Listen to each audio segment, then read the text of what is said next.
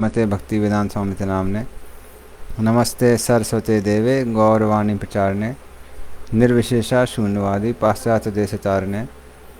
जय श्री कृष्ण चैतन्य प्रभु नित्यानंद श्री अद्वैत गदाधर श्रीवासादि गौर भक्तवृंद। हरे कृष्णा कृष्णा कृष्णा हरे हरे, हरे राम राम राम हरे हरे। तो भगवत गीता का हमने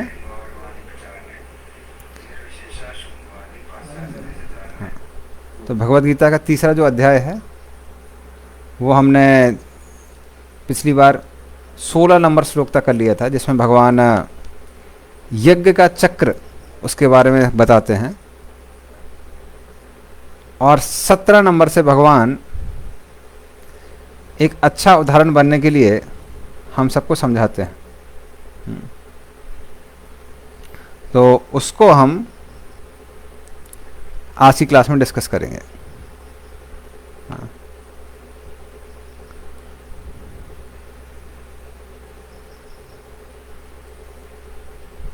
लेकिन उसके पहले हम क्या करेंगे, कुछ देर कीर्तन करेंगे।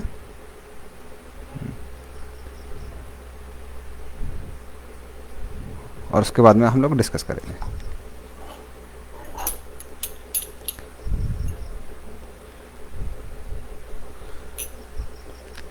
हरे कृष्णा कृष्णा कृष्णा हरे हरे, हरे रामा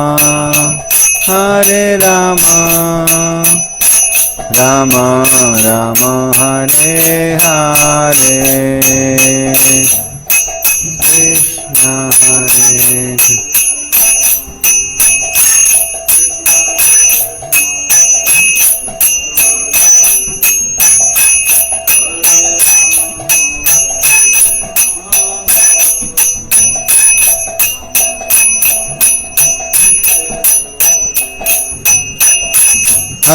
कृष्ण हरे।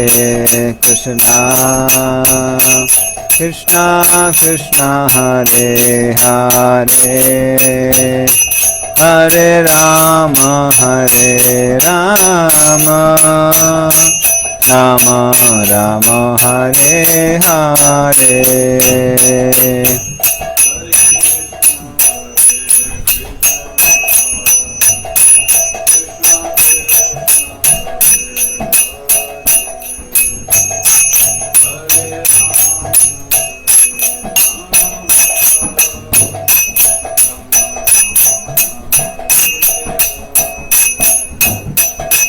हरे कृष्णा कृष्णा कृष्णा हरे हरे, हरे राम राम राम हरे हरे।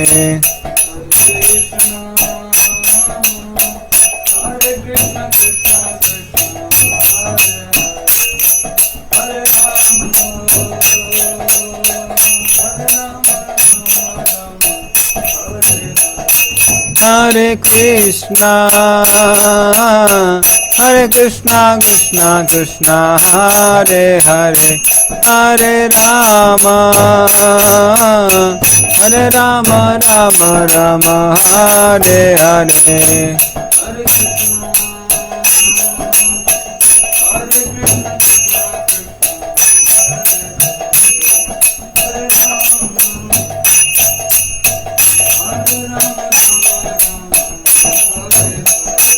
हरे कृष्णा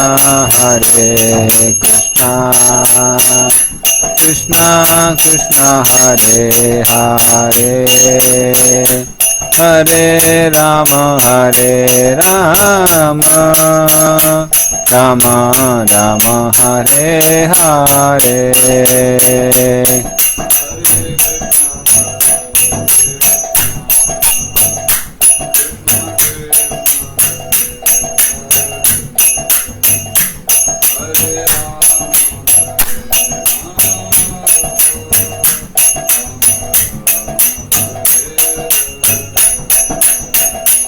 हरे कृष्णा कृष्णा कृष्णा हरे हरे, हरे राम राम राम हरे हरे।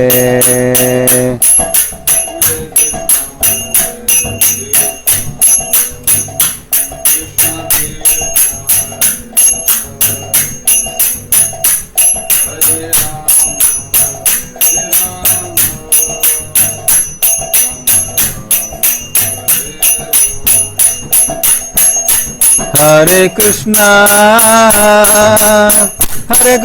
कृष्णा कृष्णा हरे हरे, हरे राम राम राम हरे हरे।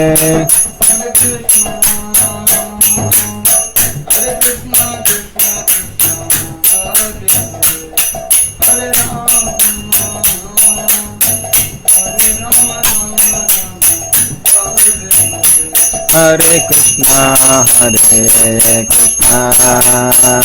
कृष्णा कृष्णा हरे हरे, हरे राम राम राम हरे हरे।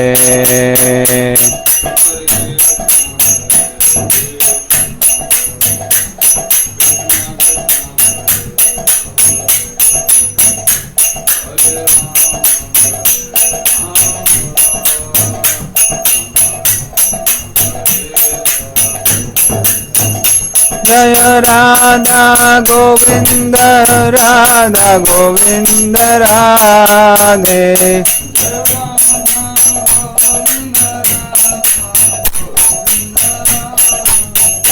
जय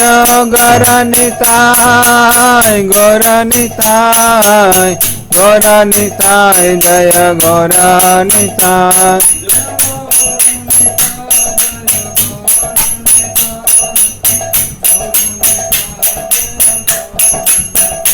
जय जगन्नाथ बलदेवा जय सुभद्रा,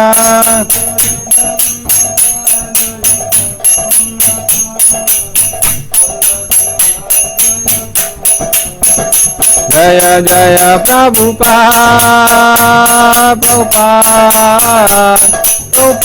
जय शील प्रभुपाद।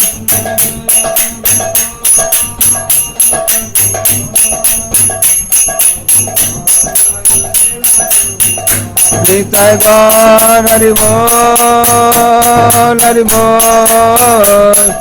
बोल निताय गौर हरि बोल।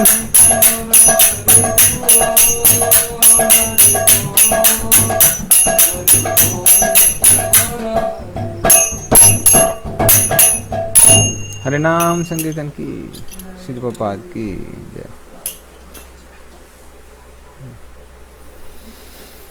तो हम लोग मंगलाचरण करेंगे। ओम अज्ञानतिमिरन्धस्य ज्ञानाञ्जनशलाकया चक्षुरुन्मिलितं येन तस्मै श्री गुरुवे नमः। श्री चैतन्य मनोभीष्टं स्थापितं येन भूतले स्वयं रूपकदा मह्यं ददाति सपदान्तिकं। वन्देऽहं श्रीगुरुः श्रीयुतापदकमलं श्रीगुरून् वैष्णवांश्च। श्रीरूपं सागरजातं सहगणा रघुनाथान्वितं तं सजीवं साद्वैतं सावधूतं परिजनसहितं कृष्णचैतन्यदेवं श्रीराधाकृष्णपादान् सहगण ललिता श्रीविशाखान्वितांश्च। नमो विष्णुपादाय कृष्णापेक्षाय भूतले श्रीमते भक्तिवेदांत स्वामी नामने। नमस्ते सरस्वते देवे गौरवाणी प्रचारणे निर्विशेष शून्यवादी पासाद्यस्थाने वाञ्छाकल्पतरुभ्यश्च कृपा सिन्धुभ्यश्च पतितानां पावनेभ्यो वैष्णवेभ्यो नमो नमः। नमो महावदनाय कृष्णप्रेम प्रदायते कृष्णाय कृष्ण चैतन्य नाम निवर्तसे नमः। हे कृष्ण करुणा सिंधु दीनबंधु जगत्पते गोपिका गोपिका कांत राधाकांत नमस्ते। तप्त कांचन गौरांगी श्री राधे वृंदावनेश्वरी वृषभानुसुते देवी प्रणमामि हरिप्रिये नीलाचलनिवासाय नित्याय परमात्मने बलभद्र सुभद्राभ्यां जगन्नाथाय ते नमः। जय श्री कृष्ण चैतन्य प्रभु नित्यानंद श्री अद्वैत गदाधर शिवासादि गौर भक्तवृंद। हरे कृष्ण कृष्ण कृष्ण हरे हरे, हरे राम राम राम हरे हरे।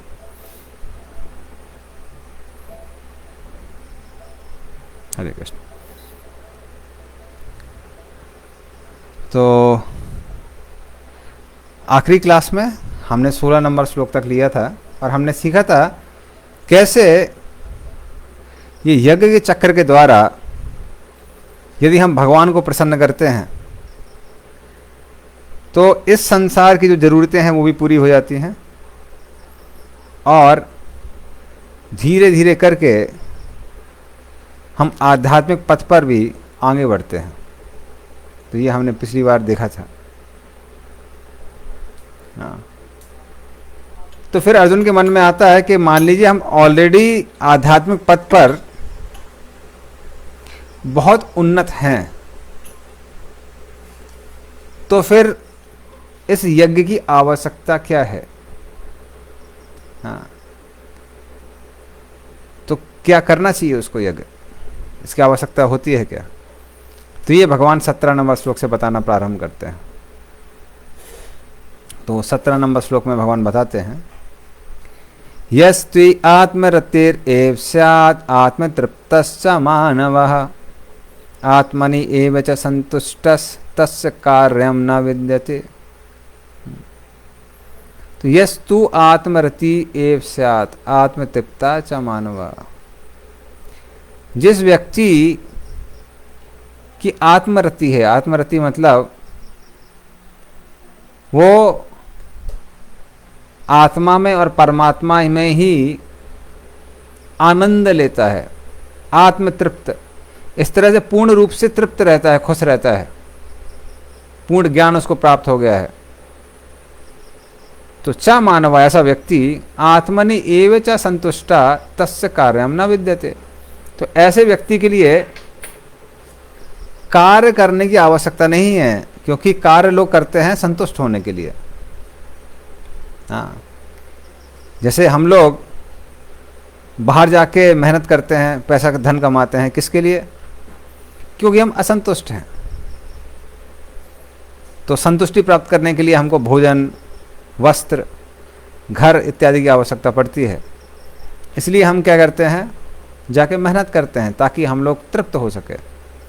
किंतु जो व्यक्ति पहले से ही तृप्त है उसके लिए कुछ कार्य करने की आवश्यकता नहीं है ना, तो उसके लिए कोई ड्यूटी नहीं है ऐसे व्यक्ति के लिए। और इसलिए भगवान आगे बोलते हैं 18 नंबर श्लोक में, नैव तस्य कृते नार्थो ना कृते नेह कश्चन ना चास्य सर्वभूतेषु कश्चित् अर्थ विपाश्रयः ना एव तस्य कृतेन अर्था। तो उसके कार्य करने का कोई कारण बचता नहीं है। अर्थ, अर्थ मतलब कारण। अकृतेना इह, और कार्य नहीं करने का भी कोई कारण नहीं बचता है। हम कुछ कार्य करते हैं जो हमको संतुष्ट करते हैं, कुछ ऐसे कार्य नहीं करते हैं जो हमको परेशान करने वाले हैं।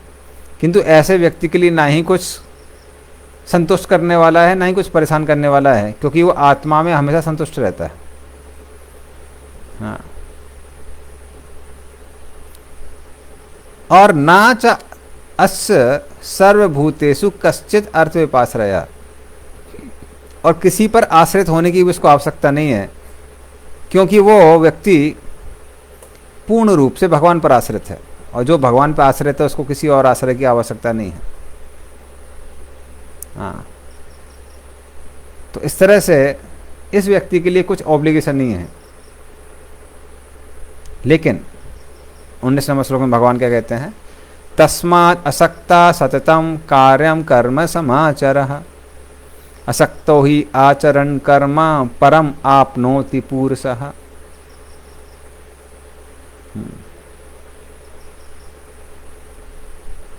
लेकिन ऐसे व्यक्ति को भी कर्म फल से आसक्त न होते हुए हमेशा अपना कार्य या फिर ड्यूटी करते रहना चाहिए। तो आवश्यकता नहीं है उसको, हाँ, किंतु फिर भी कार्य करते रहना चाहिए, क्योंकि उससे क्या होता है, भगवान की प्राप्ति होती है। तो भगवान ने जो हमको ड्यूटी दी हुई है, तो भले ही हमको आवश्यकता है नहीं है, अगर हम उनको करते रहेंगे तो उससे क्या होता है, भगवान प्रसन्न होते हैं। क्यों प्रसन्न होते हैं? क्योंकि उनकी हुई दी हुई ड्यूटीज़ को हम फॉलो कर रहे हैं, इसलिए भगवान क्या होते हैं, प्रसन्न होते हैं। तो यदि हम वेदों का पालन करते हैं, भगवान के बताए हुए आदेशों का पालन करते हैं, तो भगवान प्रसन्न होते हैं, और भगवान प्रसन्न होते हैं तो हम भगवान को प्राप्त कर सकते हैं। तो ये यहाँ पर लिखा हुआ है।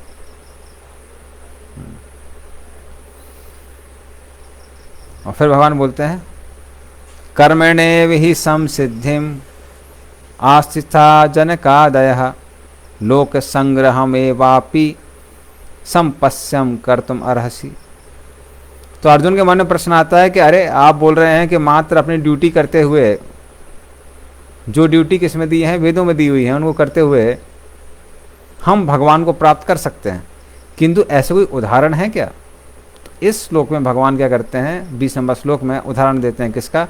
जनक आदया। जनक जैसे बहुत सारे बड़े बड़े राजा हुए हैं जिन्होंने भक्ति करते हुए और इस संसार में अपना कार्य करते हुए उस सिद्धि को प्राप्त किया है। वो सिद्धि क्या है? भगवान को प्राप्त किया है। हाँ, तो इसलिए बाकी लोगों को शिक्षा देने के लिए तुमको अपना कार्य करना चाहिए, ताकि वो लोग शिक्षित हो सकें और अपना कार्य करते रहें। क्योंकि अगर तुमने कार्य करना बंद कर दिया तो वो भी कार्य करना क्या करेंगे? बंद कर देंगे, तुम्हारी नकल करेंगे। और वो उस लेवल पर नहीं है तो क्या होगा? फिर वो आलस के कारण कुछ गलत काम करना चालू करेंगे। हाँ, जैसे आध्यात्मिक उन्नति के लिए नहीं, किंतु आलस के कारण हो सकता है वो भिक्षा मांगने लगे। और कई बार लेकिन क्या होगा, वो भिक्षा से भी अटैच हो जाते हैं लोग। जैसे एक बार की बात है कि एक भिखारी था, रेलवे स्टेशन में बगल में बैठ के भीख मांगा करता था तो हट्टा कट्टा जवान, किंतु आलसी था, इसलिए भीख मांगा करता था। तो क्या हुआ, एक आदमी उसको देख के बड़ा तरसा आता कि अरे भाई जवान आदमी है, फिर भी अनएम्प्लॉयड रह गया है, तो इसकी मदद करनी चाहिए। तो वो आदमी डेली आके उसको 20 रुपये दिया करता था, 20 रुपीज़, 20 रुपये का देता था उसको और चला जाया करता था। तो इस तरह से लगभग 1-1.5 साल हो गया। तो वो आदमी सोचने लगा कम से कम भाई हमारा डेली का 20 रुपये तो पक्का है। फिर लगभग 1.5 साल बाद वो आदमी आया और उसने क्या किया, 20 रुपये का 15 रुपये कर दिया। तो भिखारी कहने लगा अरे ये क्या है, 15 रुपये कर दिया। तो वो आदमी कहने लगा क्या करें, अभी क्या हो गया, अभी हमारी पहले शादी नहीं थी, शादी नहीं हुई थी, इसलिए 20 रुपये दिए करते थे, अभी वाइफ आ गई है तो 15 रुपये कर दिया है, उतना नहीं दे पा रहे हैं। भिखारी बोला कोई बात नहीं, ठीक है। इस तरह से फिर 1.5 साल चला। 1.5 साल के बाद फिर 15 रुपये क्या हो गया, 10 रुपये हो गया। तो भिखारी डिस्टर्ब हो गया, बोले क्या 10 रुपये है? बोले अभी बीवी थी, अभी बच्चा भी आ गया है, बच्चे के आने के बाद 5 रुपये और कम हो गया, 10 रुपये हो गया। ऐसा करते करते 3-4 साल और चला लगातार। फिर उसने 10 रुपये का 5 रुपये कर दिया। भिखारी बोला ये क्या है? तो आदमी बोला है अभी 2 बच्चे हो गए तो 5 रुपये हो गया। तो भिखारी को डर लगा रहा है ऐसा होता रहा, एक और बच्चा हो गया तो ये पैसा देना बंद कर देगा। तो भिखारी बोला तुमको शर्म नहीं आती, भिखारी के पैसे से अपना परिवार चलाते हो? तो वो भिखारी भूल गया था कि अरे मेहनत करके वो भीख दे रहा है, उपकार कर रहा है उसके ऊपर, और 5 रुपये में कोई परिवार नहीं चलाता। तो इस तरह से भगवान क्या बोलते हैं, भली आपको आत्मज्ञान प्राप्त हो गया, आत्म साक्षात्कार प्राप्त हो गया, पर आप आलसी बन जाएंगे तो क्या होगा, बाकी लोग भी आपकी नकल करेंगे और वो भी आलसी बन जाएंगे। तो इसीलिए कोई भी व्यक्ति कहीं भी हो, किसी भी स्थिति में क्यों ना हो, उसको परिश्रम करना चाहिए और अपनी ड्यूटीज करनी चाहिए। जैसे हम लोग जो ब्रह्मचारी हैं, ब्रह्मचारी मतलब स्टूडेंट, जो आध्यात्मिक ज्ञान ग्रहण करते हैं उनको ब्रह्मचारी कहते हैं। तो हम लोग भी बहुत मेहनत करते हैं ना। तो आश्रम में जो भी सेवाएं दी जाती हैं, बहुत सेवा करते हैं। हमारे बहुत सारे भक्त हैं, वो तो जितना बाहर के लोग सोते हैं उससे भी ज़्यादातर हमारे भक्त, ज़्यादातर लोग कम सोते हैं। तो बहुत सारे भक्त हैं जो 4 घंटे 5 घंटे सोते हैं। तो अनेक परिश्रम करते हैं हमारे भक्त लोग। तो इस तरह से भगवान क्या बोलते हैं, हर किसी को अपनी ड्यूटी करनी चाहिए, कैसे अच्छे से करनी चाहिए। और उसके द्वारा जनक आदि भगवान के धाम को प्राप्त कर चुके हैं। तो लोगों को शिक्षा देने के लिए कम से कम क्या करना चाहिए, अच्छे से कार्य करना चाहिए, आलसी नहीं बनना चाहिए। अन्यथा वो कहेंगे अरे अर्जुन युद्ध छोड़ के भाग गया तो हम भी भाग सकते हैं। तो सैनिक जब तक बैटलफील्ड नहीं होगी, जब तक लड़ाई नहीं होगी, तब तक अपना ड्यूटी करता रहेगा। जब लड़ाई होगी तो भाग जाएगा, बोलेगा अर्जुन भी भागा था, मैं भी भाग जाता हूँ। तो इसलिए भले ही तुमको आत्मा साक्षात्कार प्राप्त हो गया है अर्जुन, लेकिन तुमको क्या करना चाहिए, युद्ध करना चाहिए। तो ये कृष्ण बताते हैं। और फिर वो आगे बोलते हैं, यद यद आचरति श्रेष्ठस्तत्तत् एवेतरो जनः सयत् प्रमाणं कुरुते लोकस्तत् अनुवर्तते।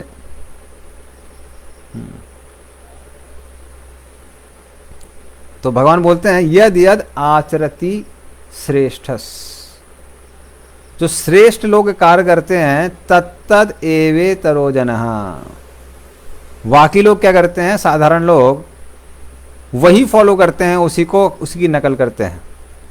और सयत प्रमाणम कुरुते, वो जो प्रमाण प्रस्तुत करते हैं, जो एग्जाम्पल दिखाते हैं लोगों के सामने, लोकस्तत् अनुवर्तते, लोग क्या करते हैं, उसी को फॉलो करते हैं, उसी की नकल करते हैं।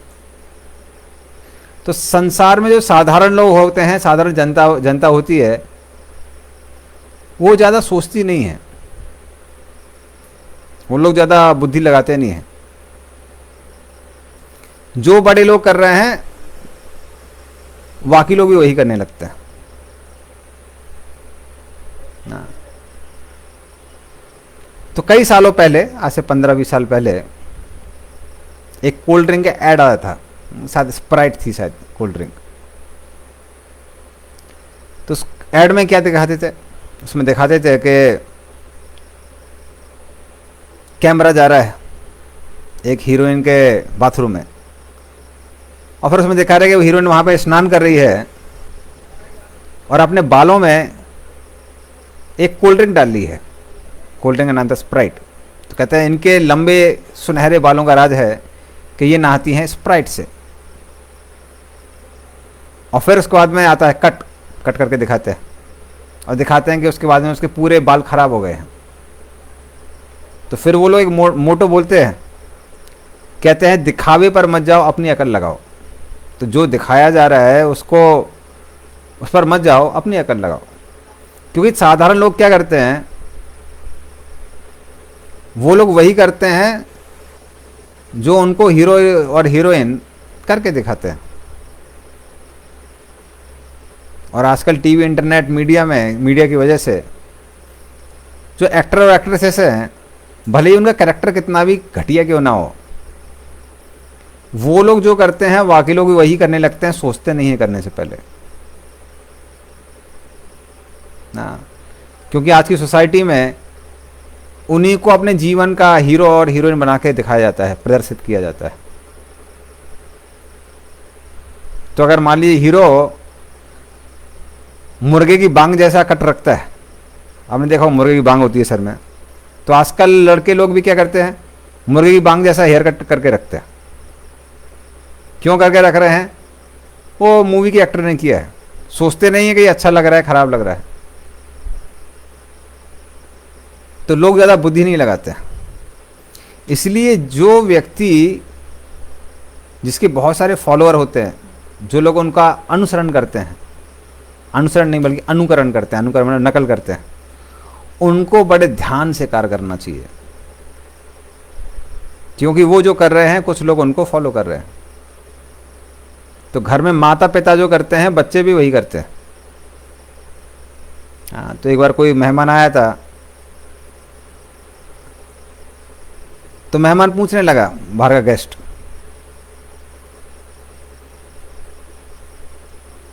कि आपके पिताजी हैं क्या? तो बच्चा बोला, मैं पिताजी से पूछ के बताता हूँ। तो पिताजी से आके पूछा कि पिताजी वो अंकल आए हैं, अंकल पूछ रहे हैं आप हैं क्या? तो पिताजी बोले उसको, उनको जाके बोल दीजिए मैं नहीं हूँ। तो बच्चा जाके बोला कि अंकल अंकल पिताजी बोल रहे हैं कि वो घर में नहीं है। तो उस तरह से बच्चे लोग वही बोलते हैं जो माँ बाप करते हैं। तो माँ बाप को इसलिए अपना जो कार्य है, जो भी काम है, बड़े ध्यान पूर्वक उसको करना चाहिए, क्योंकि वो क्या होना है, श्रेष्ठ है। तो ये भगवान यहाँ पे समझा रहे हैं, हाँ, कि अर्जुन तुम एक श्रेष्ठ हो, इसलिए अपना काम ध्यानपूर्वक करो, क्योंकि साधारण लोग हीरो को ही इमिटेट करते हैं। एक बार प्रभुपाद जी एक उदाहरण देते हैं। वो उदाहरण देते हैं, एक पहले बहुत कॉमेडियन था, बहुत प्रसिद्ध कॉमेडियन, उसका नाम था ओके, तो नाम अभी हमको याद नहीं आ रहा है। तो वो कॉमेडियन चार्ली चैपलिन, तो वो चार्ली चैपलिन एक पार्टी में जाता है, पर पार्टी में जाने से पहले क्या होता है, कील के कारण उसका कोट पीछे से फट जाता है। तो उसको लगता है भी अंदर में जाऊंगा तो लोग क्या सोचेंगे कि मेरा कोट फटा हुआ है। लेकिन जब वो पार्टी के अंदर जाता है तो पहले लोग बड़े उसको अजीब सी दृष्टि से देखते हैं, कह रहे भाई फटा कोट पहन के आ गया है। लेकिन पार्टी में जब संगीत चालू होता है तो पूरे जोश में आके नाचने लगता है।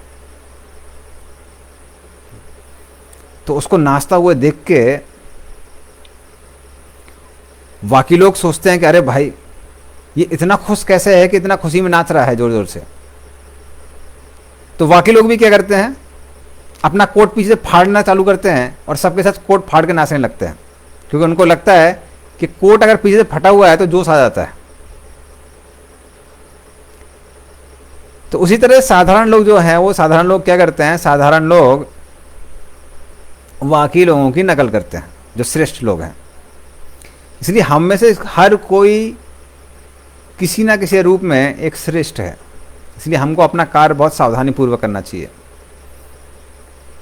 बच्चे माँ बाप को एक श्रेष्ठ की तरह देखते हैं, जो माँ बाप करते हैं वही बच्चे करते हैं। क्लास में जो मॉनिटर होता है बाकी बच्चे उसकी नकल करते हैं, और जैसे हमने माना जो एक्टर हैं एक्ट्रेसेस हैं उनको सब कोई फॉलो करता है।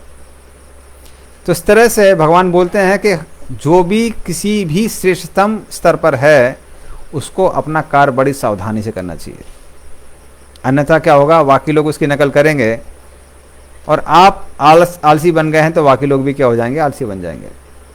तो ये भगवान बताते हैं 21 नंबर श्लोक में।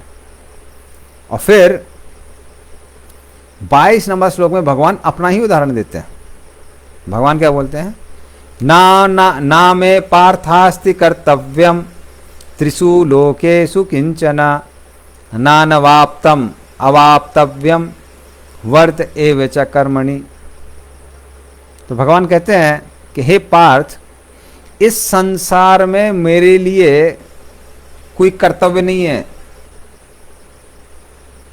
क्यों कर्तव्य नहीं है? क्योंकि सब कुछ तो भगवान का है। जब हमारे पास कुछ नहीं होता है तो उस चीज को प्राप्त करने के लिए हम इस संसार में कार्य करते हैं। खाने के लिए नहीं है तो बाहर जाके मेहनत करते हैं ताकि भोजन मिलेगा, या फिर स्त्री पुरुष को एक दूसरे की आवश्यकता होती है तो वो विवाह करते हैं ना, ताकि संतान प्राप्ति होगी। तो इस तरह से संसार में हर कोई क्यों कार्य कर रहा है? क्योंकि उसके पास कुछ नहीं है, कोई चीज नहीं है। लेकिन भगवान के पास सब कुछ है। उसकी वजह से भगवान कहते हैं मेरे लिए कोई कार्य करने के लिए नहीं है संसार में, क्योंकि सब कुछ मेरे पास है। तो एक बार की बात है कि कुछ रिपोर्टर लोग प्रभुपाद से पूछ रहे थे, कहते क्या है आपके जो इस्कॉन के भक्त लोग हैं वो सुबह से शाम तक नाचते हैं, गाते हैं, हरे कृष्णा करते हैं, अच्छा अच्छा प्रसाद खाते हैं। हमारे जैसे ऑफिस क्यों नहीं जाते हैं? तो ये नहीं देख रहे थे कि हमारे भक्त लोग भी बहुत मेहनत करते हैं, पर उनको लगता है कि हमारे जैसे ऑफिस जाना चाहिए, जाके ऑफिस में जाके कमाना चाहिए, जो हरे कृष्णा के ये ब्रह्मचारी वगैरह हैं। तो प्रभुपाद जी बोलते हैं, rich man son don't work. अमीर बाप के जो बच्चे होते हैं वो काम नहीं करते हैं, क्योंकि ऑलरेडी बहुत पैसा है घर में। तो उसी तरह से जो ये भक्त लोग हैं, ये जो हमारे ब्रह्मचारी हैं, ये सबसे अमीर व्यक्ति कृष्ण के भक्त हैं, कृष्ण के बेटे हैं। तो इसलिए वो बाहर जाके काम नहीं करते हैं, वो कृष्ण से आदान प्रदान करने के लिए ही कृष्ण की सेवा करते रहते हैं। हाँ, तो उस तरह से भगवान बोलते हैं, मेरे लिए भी कुछ कार्य करने के लिए नहीं दिया हुआ है, लेकिन नम ना अवाप्तम अवाप्तव्यम वर्ते एव च कर्मणि।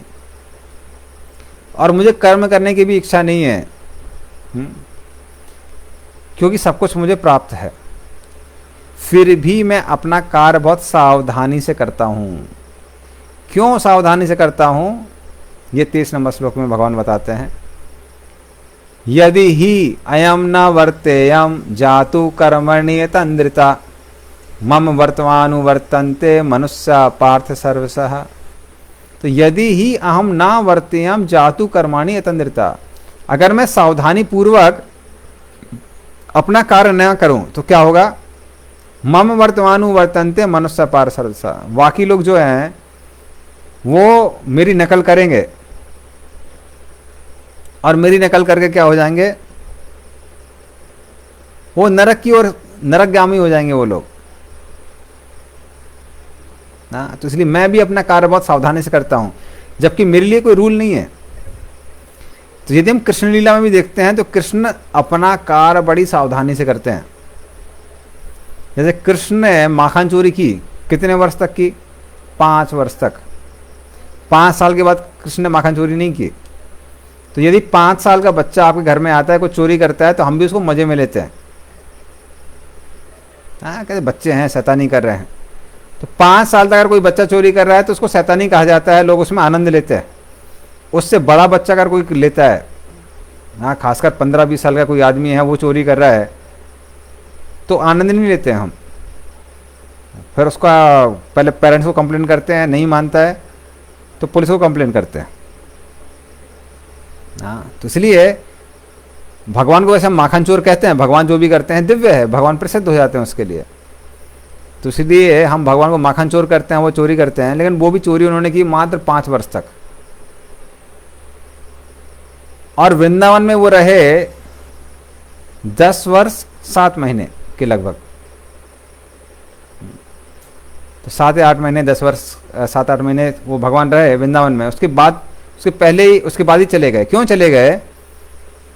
इसलिए वो छोड़ के चले गए क्योंकि जब वो अन्य गोपियों के साथ नृत्य करते थे, तो अगर 10 वर्ष का 9 वर्ष का बालक कुछ लड़कियों के साथ नृत्य कर रहा है तो उसमें कोई शक नहीं करेगा, कोई ये नहीं बोलेगा कुछ गलत काम कर रहा है।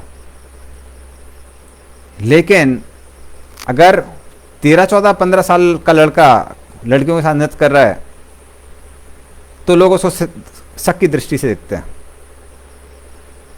हाँ, क्योंकि प्यूबर्टी आ जाती है।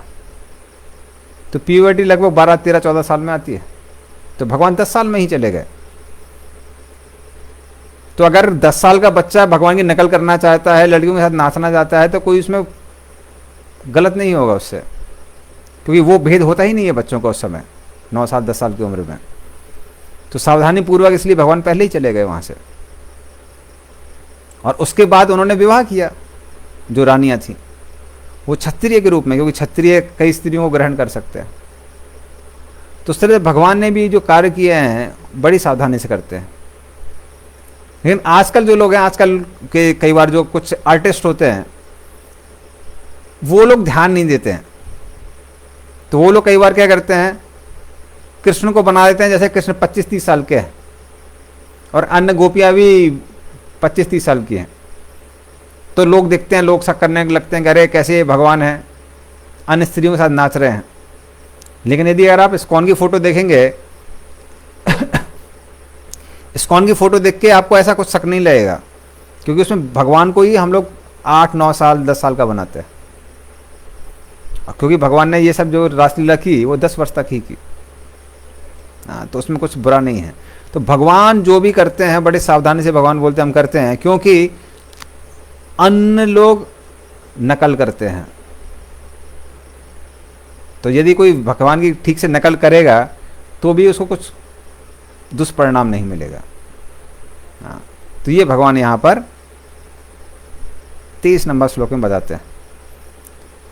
और इसलिए भगवान बोलते हैं 24 नंबर श्लोक में, उत्सीदेयुर इमे लोका ना कुर्याम कर्म चेदहम शंकरस्य च कर्ता स्याम उपन्याम इमा प्रजा। तो भगवान बोलते हैं अगर मैं अपना कार्य ठीक से नहीं करूंगा तो क्या होगा, मैं शंकरस्य जो अवैध संतानें हैं उनको उत्पन्न करने का कारण बन जाऊंगा। क्योंकि लोग क्या बोलेंगे, अरे कृष्ण अपना कार्य ठीक से नहीं कर रहे हैं तो मैं भी नहीं करूंगा, तो वो भी अन्य अवैध संबंधों में लिप्त होंगे और उससे अवांछित संतानें उत्पन्न होंगी। तो इसलिए कृष्ण बोलते हैं मैं भी अपना कार्य कैसे करता हूं, बड़े ध्यान से करता हूं।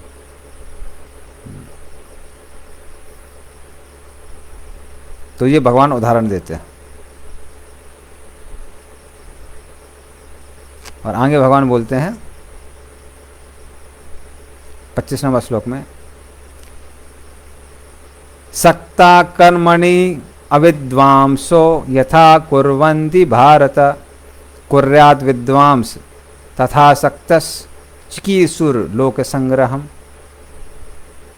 तो जैसे असक्त लोग, जो लोग इस संसार से आसक्त हैं, वो जैसा कार्य करते हैं, तो जो विद्वान लोग हैं उनको भी वैसा ही कार्य करना चाहिए। कुर्वाद विद्वान तथा असक्तः, उनको वैसी कार्य करना चाहिए जैसे आसक्त लोग करते हैं, ताकि जो बाकी लोग हैं वो क्या करें, वो सही मार्ग पे चलें, सही मार्ग पर आगे बढ़ें। हाँ। तो इस संसार में लोग क्या इमिटेट करते हैं, जो श्रेष्ठ लोग करते हैं। इसीलिए संसार में चीजें ऊंची और नीची होती हैं। हाँ, जैसे कि एक बार एक व्यक्ति था जो ज़्यादा पढ़ा लिखा नहीं था, तो वो फिर बिहार छोड़ के दिल्ली जाता है जॉब ढूंढने के लिए। तो दिल्ली में से पूछते हैं, कहते हैं कि कितनी पढ़ाई करी है आपने, तो बोले ज़्यादा नहीं पढ़ा था, 6वीं 7वीं तक पढ़ा था। तो बोले कि आप कुछ कार्य करेंगे, कुछ जॉब करना चाहते हैं? तो उसने बोला हाँ, जॉब ढूंढने के लिए हम यहाँ पर आए हैं। तो बोले कि आप कौन सा काम करना चाहेंगे? तो बोले क्या क्या ऑप्शन है? तो बोले आप चपरासी बन सकते हैं, कुली बन सकते हैं, या फिर हमारे लिए ऑटो रिक्शा चलाइए, उसकी हम आपको ट्रेनिंग दे देंगे, या फिर आप स्वीपर बन सकते हैं। तो अपने स्वीपर सुना, उसने सुना कोई सुपर है, तो बोला यार सुपर जॉब थोड़ा अच्छी लगती है। हाँ, सुपरमैन का नाम सुना है, सुपर बनेंगे हम, सुपर बताइए। तो फिर उन्होंने बताया कि देखो यहाँ पे झाड़ू लगाओ, वहाँ पोछा लगाओ। बोले अरे हम तो सुपर ढूंढने के लिए आए थे, आप यहाँ पे हमसे झाड़ू पोछा करवा रहे हैं। बोले नहीं, सुपर नहीं है, स्वीपर है। स्वीपर मतलब झाड़ू लगाने वाला। तो कई बार लोगों को पता नहीं होता है, तो नाम के हिसाब से लोग ऊंचा नीचा देखने लगते हैं। उसी तरह के एक बार की बात है कि कुछ गांव के अच्छे रईस लोग थे, तो वो अपनी लड़की की शादी कराना चाहते थे, तो अलग अलग लड़कों को ढूंढ रहे थे। तो एक लड़के के घर में गए और पूछा लड़का क्या करता है? तो बोले लड़का टिम्बर मर्चेंट है। तो बोला अच्छा है भाई, मर्चेंट है, टिम्बर मर्चेंट। शादी करा दी। और शादी कराने के बाद में वो जब लड़की की शादी हो गई और लड़की ने अगले दिन देखा, तो देखा कि लड़का जो है वो साइकिल में कुछ तो दातून रख के बाहर जा रहा है। तो लड़की पूछने लगी कहाँ जा रहे हैं? बोले दातून बेचने जा रहे हैं। कह रहे दातून बेचने जा रहे हैं? आपने तो बोला था टिम्बर मर्चेंट। बोले सही तो बोला था, दातून का इंग्लिश में बोलते हैं टिम्बर, बेचने वाले को बोलते हैं मर्चेंट, तो टिम्बर मर्चेंट हो गया। तब समझ में आ गया भाई ये टिम्बर मर्चेंट है, हाँ दातून बेचता है। तो इस तरह संसार में ऊंचा नीचा ये सारी चीज़ें होती हैं, किसके अनुसार कि किस चीज़ को अच्छा लोग समझते हैं, किसको खराब समझते हैं। लेकिन जो भगवान के भक्त हैं उनके लिए कुछ नीचा नहीं है, कुछ ऊंचा नहीं है।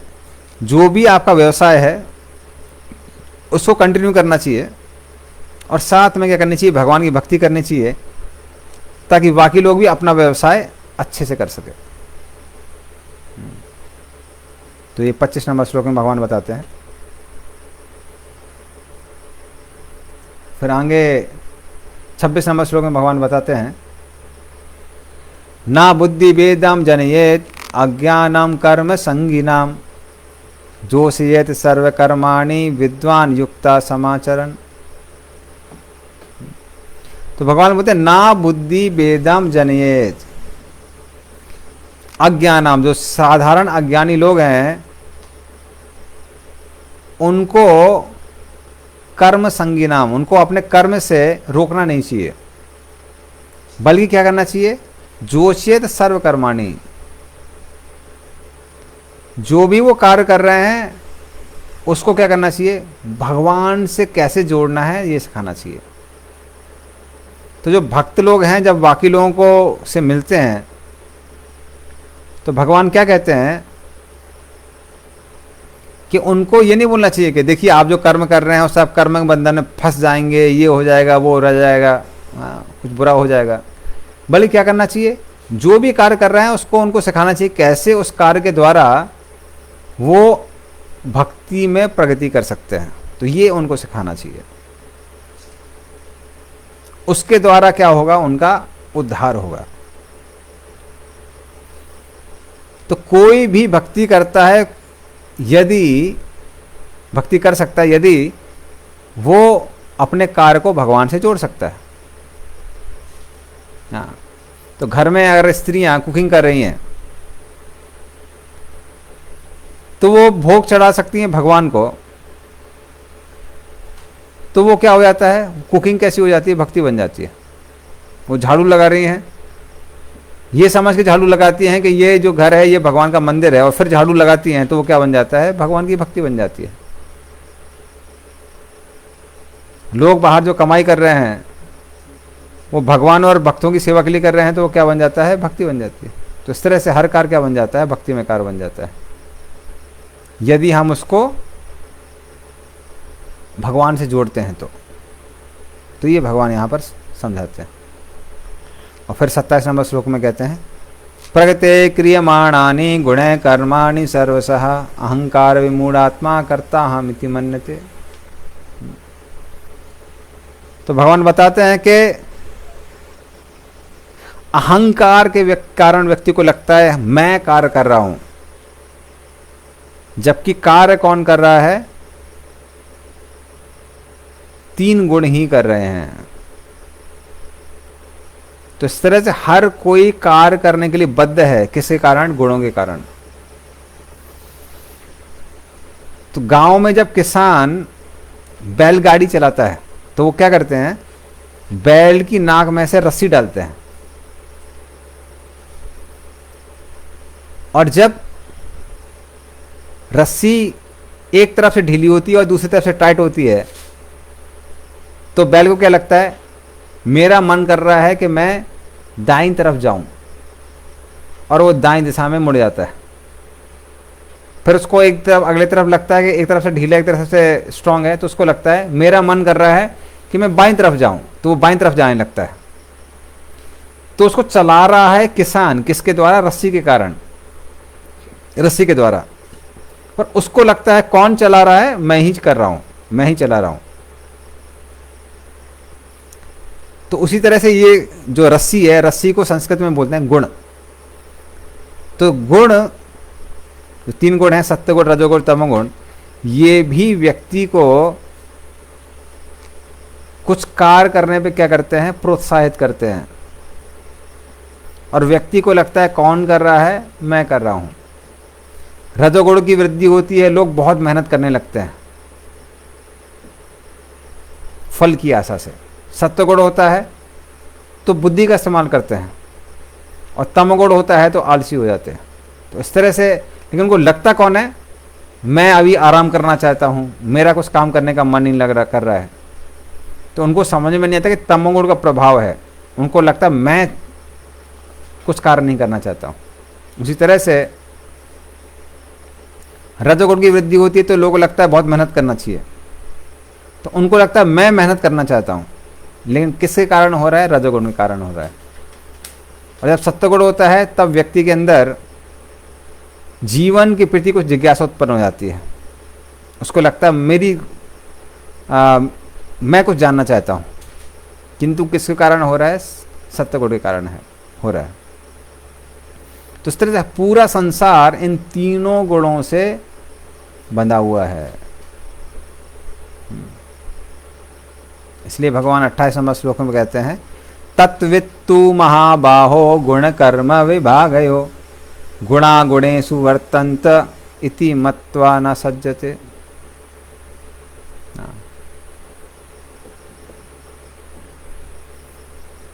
तो भगवान कहते हैं तत्वित्तु महाबाहो, हे महाबाहो, तत्व से तुम समझो क्या? गुण कर्म विभागयो, कैसे अलग अलग गुणों से व्यक्ति अलग अलग कार्य करता है। गुणा गुणेषु वर्तन्ते, कैसे इंद्रियां इंद्रिय तृप्ति करती हैं। और इससे तुमको समझ में आएगा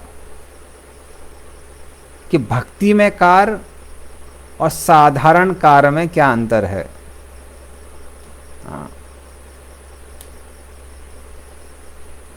जिस तरह से रामायण में और एक साधारण लड़ाई में अंतर है, तो साधारणतः आपने देखा होगा कभी मियाँ बीवी में लड़ाई होती है, सास बहू में लड़ाई होती है, अड़ोसी पड़ोसी में लड़ाई होती है ना। तो उस तरह से अलग अलग लोगों में लड़ाई होती रहती है। और रामायण में भी लड़ाई हुई, लेकिन रामायण में जो युद्ध हुआ, जो वानरों ने किया, वो कैसा युद्ध था? वो भक्ति में युद्ध था। उसके कारण क्या हुआ? ये सारे के सारे वानरों को साकेत धाम, जो भगवान राम का धाम है, उसकी प्राप्ति हुई। साधारणतः अगर मियाँ बीवी में लड़ाई होती है, या सास बहू की लड़ाई होती है, या आस पड़ोस में लड़ाई होती है, या स्कूल में बच्चों की लड़ाई होती है, तो उससे उनका उद्धार होने वाला नहीं है। तो वो जो लड़ाई होती है वो होती है रजोगुण के कारण। रजोगुण के कारण लोग एक दूसरे से लड़ते हैं, किंतु जब कार्य भगवान की सेवा के लिए होता है तो वो गुण में नहीं है, वो कैसा है? आध्यात्मिक है। तो रामायण में एक एपिसोड आता है, खासकर जब कुंभकर्ण आता है, तो कुंभकर्ण का साइज उतना बड़ा था जितना बड़ा लंका का साइज था। लंका एक पहाड़ी के ऊपर थी और कुंभकर्ण उसके ऊपर दूसरा पहाड़ जैसा लग रहा था। तो गेट्स के अंदर से नहीं आता है, गेट को पार करके आता है बाहर। जब उसका साइज सारे वानर लोग देखते हैं तो देख के ही भागना चालू कर देते हैं। और जो वानरों के लीडर थे, सुग्रीव, अंगद, ये सब के सब उनको ललकारते हैं कि भाई भागो मत, युद्ध करो। कहते हैं, कह रहे कैसे सूरवीर आप हैं, आप युद्ध क्षेत्र छोड़ के भाग रहे हैं। तो वानर बोलने लगे भाई हम सूरवीर नहीं हैं, हम वानर हैं, हमको भागने दीजिए। फिर वो कहने लगे कि अरे तुम लोग भाग के जा रहे हो, अपनी अपनी पत्नी को क्या मुंह दिखाओगे कि युद्ध क्षेत्र से भाग के आए हैं। तो वानर लोग बोलते हैं सर रहेगा तो फिर जाके हम अपनी पत्नी को मुंह दिखाएंगे ना, इस कुंभकर्ण के सामने रह गए तो मुंह ही नहीं बचेगा तो दिखाएंगे क्या। तो इस तरह से बिना सोचे समझे सबके सब सेतु बंद पार करके उस पार जाने लगे सारे वानर लोग, क्योंकि उनको कुंभकर्ण नहीं मृत्यु दिख रही थी। तब एकाएक सुग्रीव के मन में आया और सुग्रीव बोला कि क्या तुमको भगवान राम पर भरोसा नहीं है?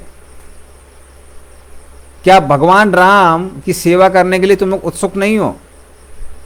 जैसे ही वानर ये सब सुनते हैं तुरंत वापस आते हैं, बोलते हैं जय श्री राम, और फिर उस कुंभकर्ण से युद्ध करने लगते हैं, जबकि उनको पता था कि उससे युद्ध करने का मतलब है मृत्यु। तो इसलिए वो भी युद्ध कर रहे थे, पर किसके लिए कर रहे थे? मात्र भगवान राम को प्रसन्न करने के लिए कर रहे थे। तो इस तरह से जो लोग बुद्धिमान होते हैं तो भगवान बोलते हैं उनको क्या करना चाहिए? उनको प्रकृति के कारण होने वाले कार्य और भक्ति में कार्य में अंतर समझ में आना चाहिए, ये भगवान समझाते हैं। और फिर ये 29 नंबर श्लोक में भगवान बताते हैं प्रकृतिर गुण सम्मूढ़ा सज्जन्ते गुण कर्मसु तान आकृष्ण विदो मंदान कृष्ण विन ना विचालयेत। तो बोलते हैं प्रकृति गुण सम्मूढ़ा, प्रकृति के कारण पागल होके व्यक्ति सज्जते गुण कर्मसु, लोग क्या करते हैं? अलग अलग कार्य करते हैं। तान अकृष्ण विदा मंदान कृष्णवित ना विचालये।